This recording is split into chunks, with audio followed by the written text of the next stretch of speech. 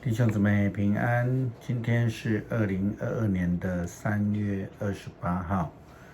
今天的经文是诗篇53篇、利未记23章26到41节，启示录19章第1节到第8节。今天要跟大家分享的主题是羔羊婚宴。有一位台湾姐妹她的先生是犹太人。有一次参加她的小姨子的婚宴的时候呢，她的太太跑到另外一桌，就是长辈桌，告诉她的长辈们说，有谁要吃龙虾因为我的先生不能吃龙虾，那我也不能吃2只龙虾可以跟你们分享这个是犹太人所坚持的，他们非常重视守摩西的律法之规定，对于圣与俗，我们说不洁净的食物呢，他们非常的在意，也非常的严谨的遵守它。在美国某一个大学的校园里面，曾经发生了犹太学生占领校园的事件。这样说或许有一点太夸张了一点。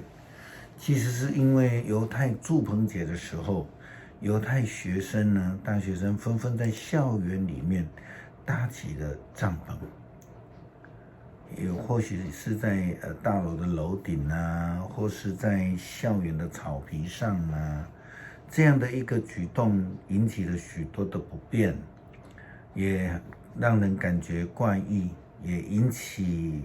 一些人的讨论与抗议。后来有一些大学经过了讨论协调之后呢，他们划定了固定的一些区域，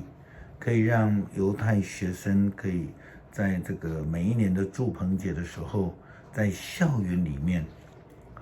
举行这样的一个宗教仪式。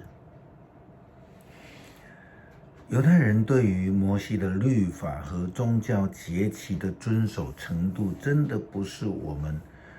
一般人可以想象的，也令我们佩服。我是在洛杉矶服事的时候，在那几年的当中，因为洛杉矶台湾基督长老教会，它的教会是位于洛杉矶市犹太区的旁边，所以经常在每礼拜六都会看到一群一群的犹太人，以色列家庭，他们都会穿着白衬衫的上衣，穿上黑色的西装，女性穿着黑色的长裙，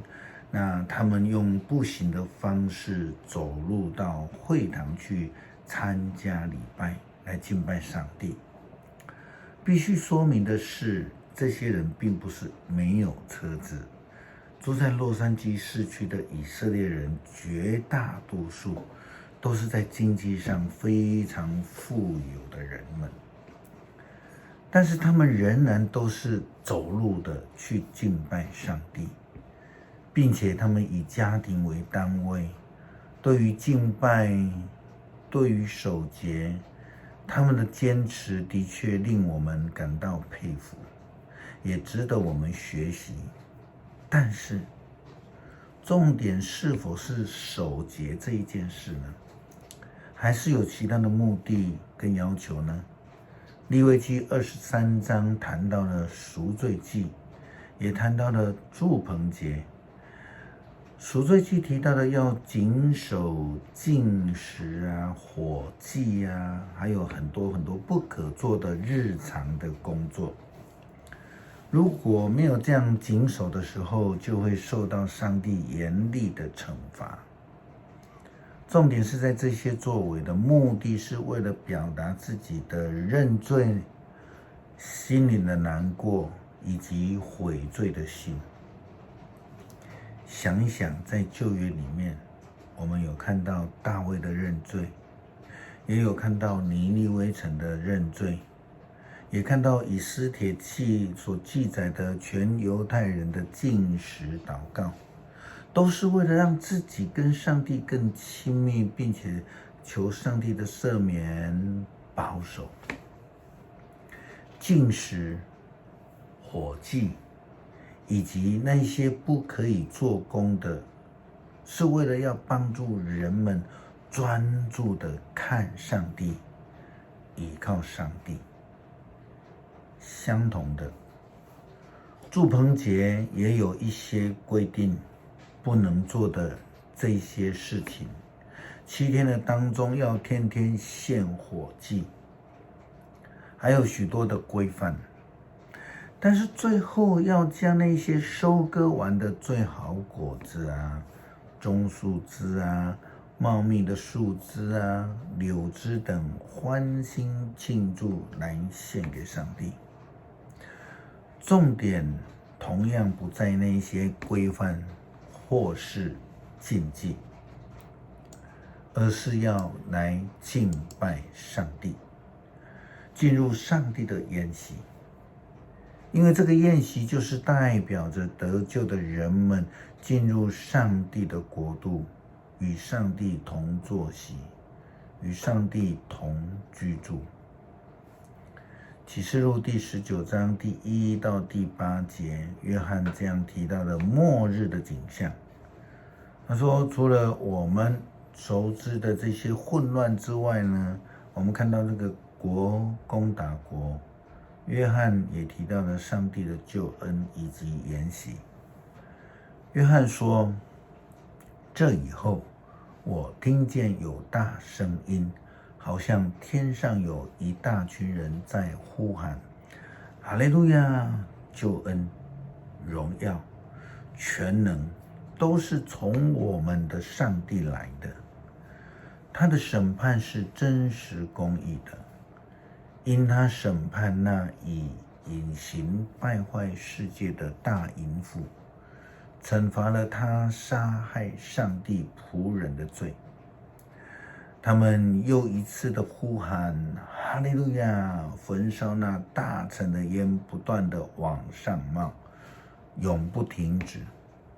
于是24个长老和4个活物俯伏敬拜那位坐在宝座上的上帝，说阿们，哈利路亚。上帝在末日审判之后，看见了末日绝望中的盼望，那个盼望就是羔羊的婚宴。上帝所赏赐的救恩，就是透过羔羊耶稣基督所赐下的。接着有声音从宝座发出，说：所有上帝的仆人，凡敬畏他的，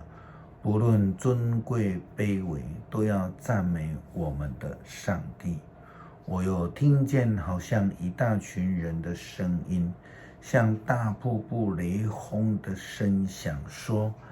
哈利路亚！因为我们的主全能的上帝作王了，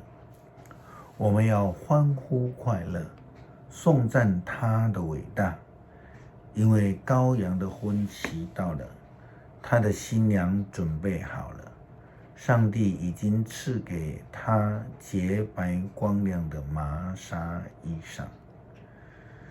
基督徒和基督的关系，就像是新郎与新娘的关系。耶稣基督愿意为新娘牺牲，甚至牺牲他的生命，如同以弗所书第5章24到25节保罗所说的话：正如教会顺服基督，妻子也应当凡事顺服丈夫。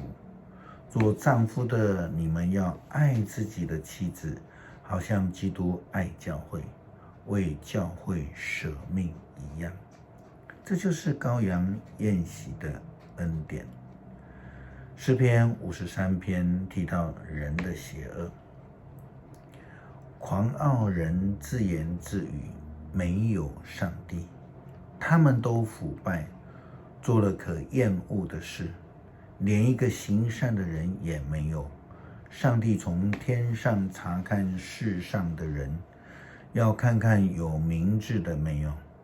有没有寻求上帝的人，可是人人都背离他，个个同样的腐败。没有行善的人，连一个也没有。